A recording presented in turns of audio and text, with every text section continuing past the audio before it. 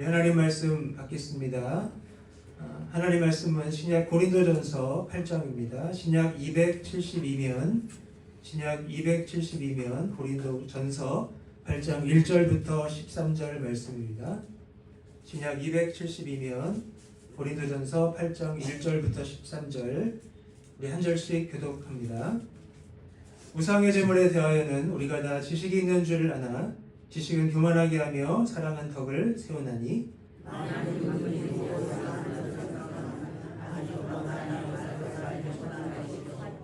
또 누구든지 하나님을 사랑하면 그 사람은 하나님도 알아주시느니라.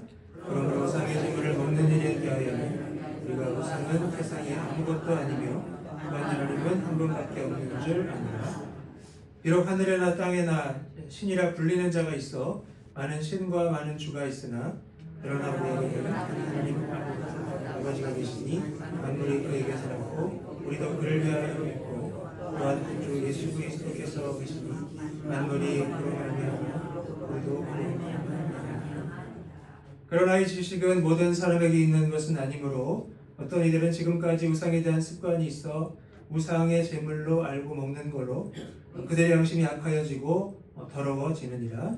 지금 우리는 하나님 앞에 내세우지 못하느니 우리가 먹지 않는다고 해서 더 못 사는 것도 아니고 먹는다고 해서 더 잘 사는 것도 아닙니다.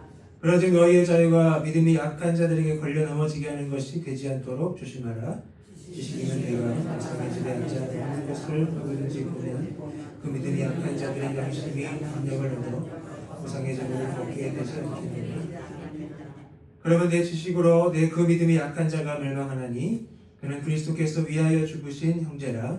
그대체 너희가 형제에게 죄를 지어 그 약한 양심을 상하게 하는 것이 그 그리스도에게 죄를 짓는 것입니다. 함께요. 그러므로 만일 음식이 내 형제를 실족하게 한다면 나는 영원히 고기를 먹지 아니하여 내 형제를 실족하지 않게 하리라. 아멘. 우리 살아가면서 권리라는 단어를 참 많이 사용합니다. 이건 내가 해도 되는 거야. 내 권리야. 내 자유야. 이런 말들을 많이 하죠. 신앙생활에서도 비슷합니다. 이 정도는 뭐 괜찮지. 이건 죄도 아닌데 뭐. 틀린 말이 아닐 수 있습니다. 하지만 나는 분명 잘못이 없는데 내 옆에 있는 누군가가 그것 때문에 흔들리고 있다면 우리는 어떻게 해야 될까요? 우리는 보통 이렇게 말을 합니다. 내가 틀린 건 아니잖아. 본인의 믿음이 부족해서 시험에 든 걸 가지고 왜 내 탓을 하지? 하고 말을 합니다. 이것도 맞는 말일 수 있습니다. 그런데 오늘 본문은 거기서 멈추지 말라고 말씀을 해요. 그게 맞느냐를 넘어서서 그것이 형제에게 어떤 영향을 주느냐를 보라는 말씀입니다. 자유에는 책임이 따른다. 이런 말을 들어보셨죠? 그런데 바울이 말하는 책임은 단순한 규칙이나 법이 아닙니다. 내 곁에 있는 약한 형제를 향한 사랑입니다. 오늘 본문은 우리에게 묻습니다. 그것을 할 수 있느냐 이게 아니고요. 그것이 형제를 살리는가 하는 것입니다. 여러분, 신앙은 단지 가능한 것을 따지는 삶이 아닙니다. 그럼 신앙이 뭘까요? 신앙은 형제를 살리기 위해 기꺼이 권리를 내려놓는 삶입니다.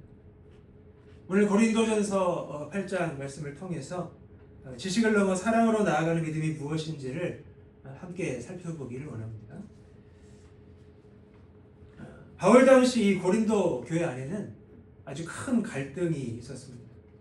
잘 아시겠지만 이 우상에게 바쳐진 고기를 먹어도 되는가 아니면 먹으면 안 되는가, 이 문제로 교인들 사이에 논쟁이 벌어진 겁니다. 고린도는 당시 로마 제국의 아주 번화한 상업도시였어요. 여러 나라에서 각지에서 사람들이 모이니까 도시 곳곳에 우상 신전이 있었고 그 시장에서 파는 고기의 상당수가 그 신전 제사에서 나온 것들이었습니다. 그래서 이 문제는 단순한 음식 문제가 아니었습니다.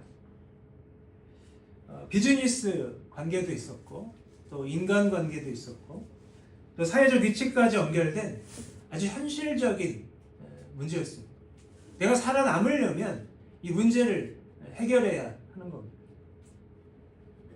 그래서 어떤 사람에게는 이 고기를 포기하는 일이 그 사회적 고립을 감수하는 일이기도 했습니다. 자, 그런 상황에서 지식 있는 교인들이 이렇게 말을 해요. 우상은 아무것도 아닙니다. 하나님은 한 분뿐이시고 고기는 고기일 뿐입니다. 그게 뭐가 문제입니까? 그런 말을 한 거죠. 자, 이 말도 틀린 말은 아닙니다. 바울도 그 지식 자체를 부정하지는 않아요. 자, 그런데 바울은 1절에서 바로 그 지식을, 그 지점을 건드립니다. 자, 1절 하반절에 보시면 함께 볼까요? 시작. 지식은 교만하게 하며 사랑은 덕을 세우나니. 자, 여기서 교만하게 한다는 말은 단순히 잘난 척하게 만든다, 그런 뜻이 아닙니다. 마치 풀무불 아시죠? 자, 풀무에 바람을 불어넣어서 불꽃을 막 키우는 거 한번 떠올려 보세요. 자, 그것처럼 사람의 마음이 자만심으로 부풀어 오른 상태를 가리키는 겁니다. 자, 그렇게 된 사람은 결국 다른 사람을 무시해요. 그리고 함부로 행동하게 됩니다. 그래서 바울은 2절에서 이렇게 말을 합니다. 만일 누구든지 무엇을 아는 줄로 생각하면 아직도 마땅히 알 것을 알지 못하는 것이요. 아멘. 자, 무슨 말일까요? 자, 무엇을 알아야 하는지는 알지만 어떻게 알아야 하는지는 모른다는 말이에요. 그러니까 내용은 알지만 방식을 모른다는 말이에요. 지식 있는 교인들은 정답을 알고 있어요. 정답. 그렇죠? 성경 퀴즈 내면 다 맞춥니다. 정답을 알고 있어요. 자, 그러나 그 지식을 공동체를 세우는 사랑의 방식이 아니라 자신의 권리를 정당화하는 방종의 방식으로 사용하고 있었던 것입니다. 자, 그렇다면 2절에서 말하는 마땅히 알 것은 뭘까요? 자, 3절입니다. 또 누구든지 하나님을 사랑하면 그 사람은 하나님도 알아주시느니라. 자, 하나님을 사랑하는 것과 연결을 시킵니다. 여러분, 진짜 아는 사람은 어떤 사람이냐면요, 내가 무엇을 아는가 보다 내가 하나님께 알려진 사람인가를 더 중요하게 생각합니다. 그러니까 내가 가진 지식보다 하나님과의 관계, 하나님이 나를 아시는가, 이것을 더 중요하게 생각한다는 거예요. 여러분, 내가 하나님께 사랑받는 존재라는 사실을 아는 사람, 자, 그 사람은 내 옆에 형제 역시 하나님이 사랑하시는 존귀한 형제라는 것도 압니다. 똑같이 사랑받는 사람이에요. 동등한 존재입니다. 자, 그러나 이 사랑이 빠진 지식은 쉽게 교만으로 흐릅니다. 그리고 복음의 자유는 어느새 이기주의로 변질이 되는 거예요.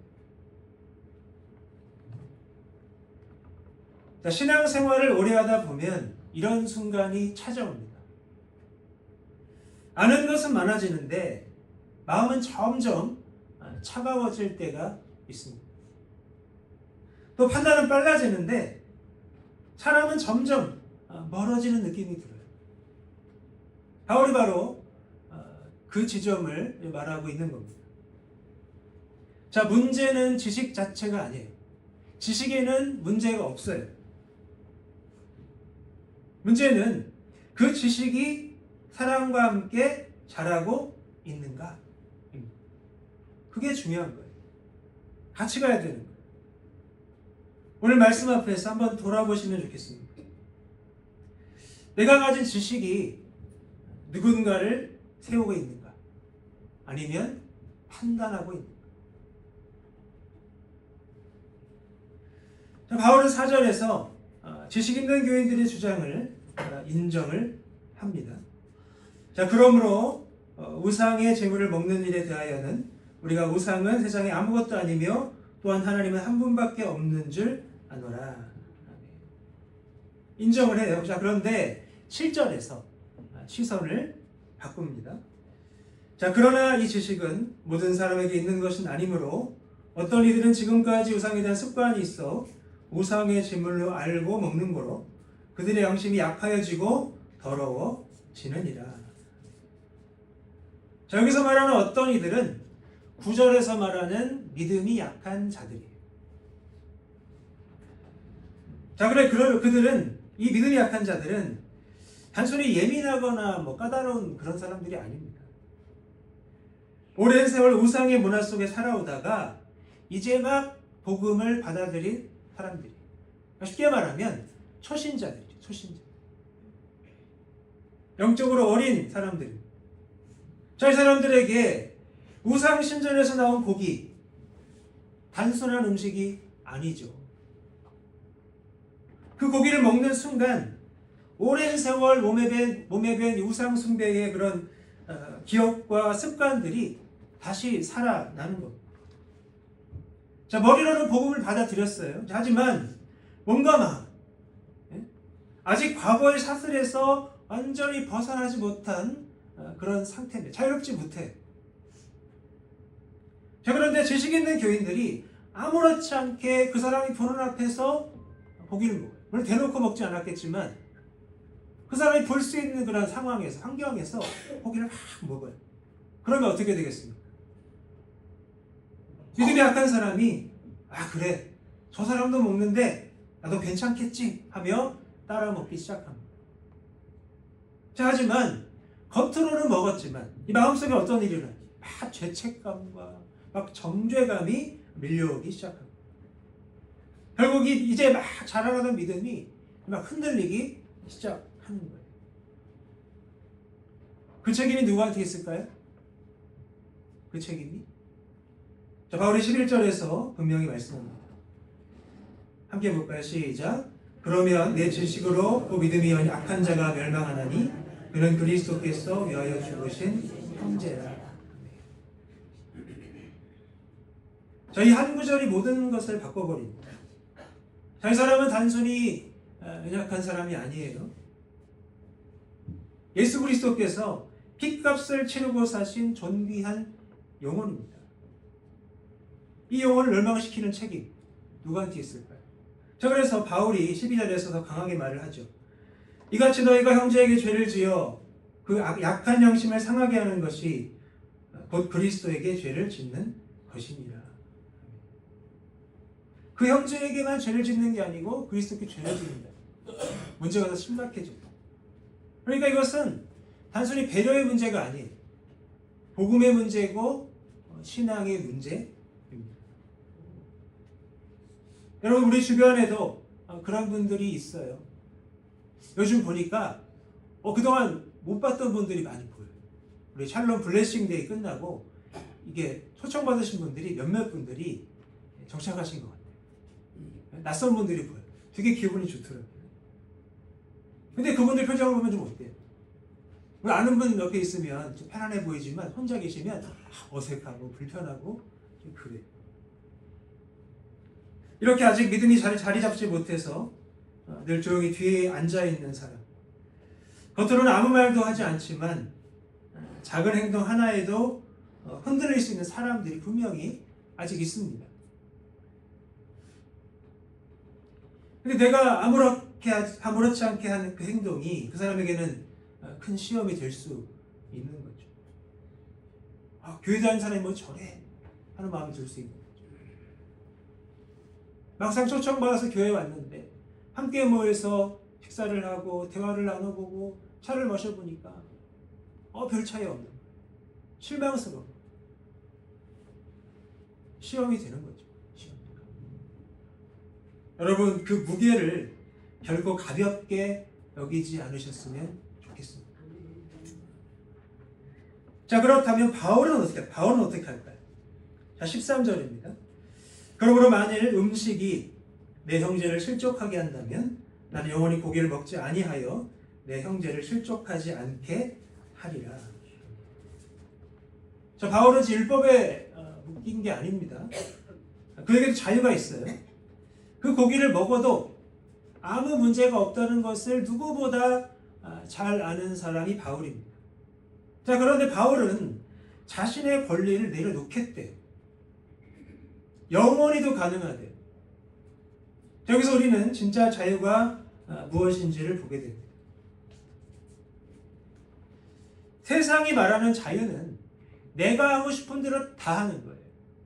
남들 신경 쓰지 않고. 자, 그러나 복음이 말하는 자유는 형제를 살리기 위해 내 권리를 기꺼이 포기할 수 있는 자유입니다. 더 큰 자유예요. 여러분, 끝까지 자기 권리만 주장하는 사람, 사실 그 권리에 묶여 있는 사람입니다. 그 권리의 노예입니다. 그리스도의 노예가 아니고. 자, 그러나 형제를 위해 내려놓을 수 있는 사람, 그 사람은 진짜 자유로운 사람이죠. 어떤 것에도 얽매이지 않아요. 더 큰 자유를 누리는 사람입니다. 자, 그런데 쉽지 않아요. 쉽지 않아요. 자, 우리 안에서 계속 이런 마음들이 막 올라옵니다. 아니, 내가 틀린 것도 아닌데 내가 왜 포기를 해야 되지? 그 마음 충분히 이해가 됩니다. 저도 그럴 때가 많이 있어요. 자, 그런데 바울이 결단을 할 수 있었던 이유가 있습니다. 바울에게도 어려운 일이었을 거예요. 근데 이유가 있습니다. 뭘까요? 예수님 때문입니다. 예수님 때문입니다. 자, 예수님은 하나님이세요. 모든 권리를 다 가지신 분입니다. 자, 그런데 우리를 살리기 위해 이 땅에 내려오셨고 십자가에서 자기 생명까지 내어주셨어요. 바울의 결단은 그 십자가의 논리에서 나온 것입니다. 바울이 그 십자가를 알았기 때문에, 그 십자가의 영광과 내용과 의미를 알았기 때문에 자신의 권리를 내려놓을 수 있었던 겁니다. 주님이 하셨는데 내가 뭐라고? 내가 뭐라고? 이렇게 은혜를 깊이 경험한 사람만이 사랑을 선택할 수 있습니다. 오늘 이 말씀 앞에서 스스로에게 꼭 물어보시기를 바랍니다. 내 자유가 형제를 살리고 있는가? 아니면 나 자신을 증명하는 데 쓰이고 있는가? 이제 좀 말씀을 정리하겠습니다. 바울은 고린도 교인들의 지식이 틀렸다고 말하지 않아요. 그 지식은 맞습니다. 정답이에요. 그러나 그 지식이 사람과 만나지 못했을 때 공동체 안에 약한 형제를 넘어뜨리는 그런 치명적인 도구가 되어버립니다. 진짜 신앙의 성숙은 더 많은 지식을 가지는데 있지 않습니다. 가지면 좋죠. 그 지식으로 성숙해질 수 있고 영적 싸움을 더 잘 싸울 수 있습니다. 근데 그게 목표가 아니라, 진짜 신앙의 성숙은 내가 가진 자유와 권리를 형제를 위해 내려놓을 수 있는가? 바로 거기에 있습니다. 우리 사랑하는 예일교회 성도 여러분, 교회는 내가 옳다는 것을 증명하는 것이 아닙니다.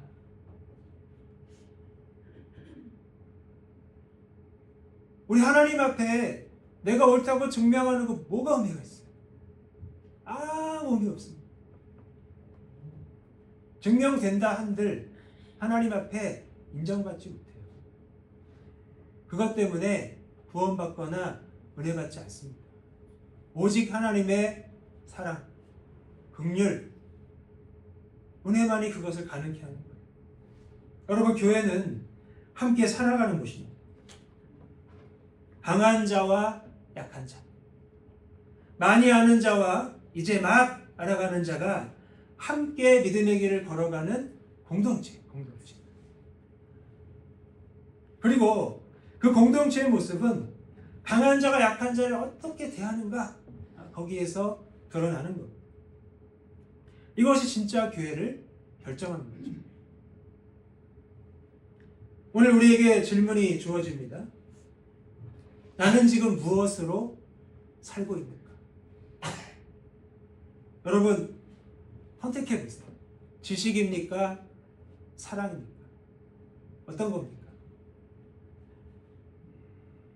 혹시 나의 자유가 누군가를 힘들게 하고 있다면 오늘 그 자유를 주님 앞에 좀 내려놓으시면 좋겠어요. 그 욕심이. 그리고 이렇게 고백할 수 있기를 바랍니다. 주님, 할 수 있지만 하지 않겠습니다. 형제를 살리기 위해 제 권리를 내려놓습니다. 저를 따라서 한번 해주시겠습니까? 주님, 할 수 있지만 하지 않겠습니다.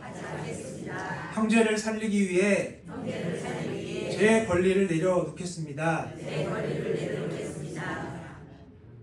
이렇게 고백하시는 거예요. 자, 이 고백이 우리의 삶이 될 때 우리의 신앙이 이제 지식을 넘어서 사랑으로 나아가게 될 겁니다. 그리고 그 자리에서 상처 입은 영혼들이 막 회복되고요.